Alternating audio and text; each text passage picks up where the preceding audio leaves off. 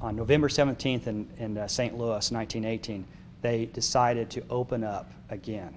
And by December 10th, they had their highest death count ever for that disease cycle. So, you see the trend go up and goes down. There's an impulse to open up. And if you look at the 1918 data for about 50 cities, probably 2/3 of them opened up and then had to close and then open up again. And so I think we're going to see that across our country, people opening up too soon. And different than the Spanish flu is we don't have herd immunity. We don't have that many cases yet. People who get this or in the ICU are very, very sick. In New York, 80% of people on ventilators aren't making it off ventilators. 80% are dying. And so if we've got the resources to surround people, we can provide better care. New York, some of those hospitals have been a war zone, and I don't think they can give the kind of care they want to. They're bringing in staff that went through orientation that day. They came from Ohio, and they're put to work. And so managing this volume keeps a lower death rate as well. Sure, one thing we're pretty certain is obesity, smoking, renal disease. Those all contribute. And if you look at our population as a country and our population as a state, we suffer from those more. So there's a reason to believe that our death rate might be higher in our country than other countries. And we've got people that we keep alive through technology and medicine that, quite frankly, in China wouldn't be alive.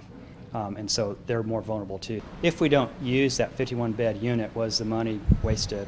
And I've kind of two answers to that. One is it's being prepared, and so I liken it to, if you build a tornado shelter and a tornado doesn't come, did you waste your money? The other one is, as our city examines the possibility of opening up again, their first question is, are the healthcare systems ready?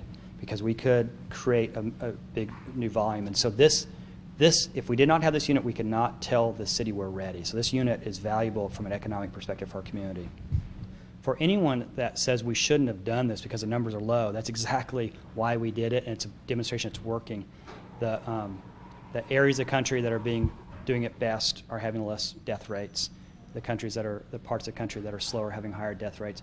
Greene County did it in the right time. We did it on the right time. So by my math, we've probably saved over 200 cases, and we've had about a 10% death rate right now. So that may be 20 deaths that could have happened that didn't happen.